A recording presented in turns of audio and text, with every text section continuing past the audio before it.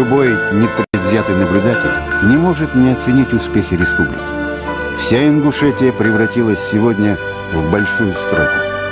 В считанные годы создано почти 3 миллиона квадратных метров жилья. Это настоящий прорыв для небольшой, самой молодой республики. Газифицированы абсолютно все населенные пункты. Выстроен республиканский центр матери и ребенка. Не случайно этому объекту уделялось большое внимание. По рождаемости Ингушетия давно вышла на первое место в стране. Пройдут годы, и эти дети узнают, что ради их будущего президент Зязиков рисковал своей жизнью. И как не вспомнить слова президента, который так оценил трагические события 2004 года? Ну так, по-человечески, да, конечно, бывает иногда. А так, чтобы я не зациклился на этом.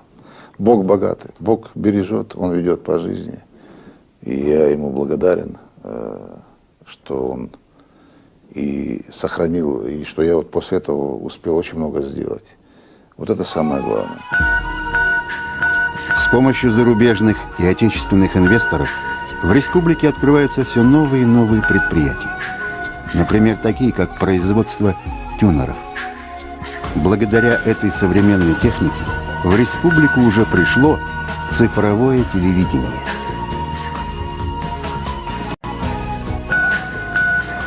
Новые предприятия – это и сокращение безработицы. А проблема занятости населения актуальна для всего Северного Кавказа. Завтра будем обсуждать вопросы всего региона. И одна из основных тем – это, конечно, развитие экономики, социальное развитие. У нас на юге в целом очень много проблем в этом смысле. Это очень важное направление. Мы определили как приоритетное. В прошедшем году мы построили 7 школ, построили 14 объектов, которые будут добавлять нам рабочие места. То есть вот такие приоритеты сегодня есть.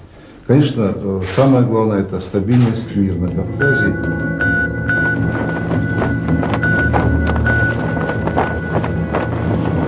Многие сегодня говорят, политики, там, ученые, сегодня обсуждают, говорят, нам нужна национальная идея. Говорят, вот нам ищут, пытаются ищут, искать.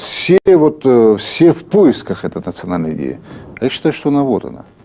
Она просто, и нам надо обращаться к тем нашим добрым многовековым традициям. А они говорят о том, что национальная идея – это о том, что Россия всегда была многонациональной, многоконфессиональной.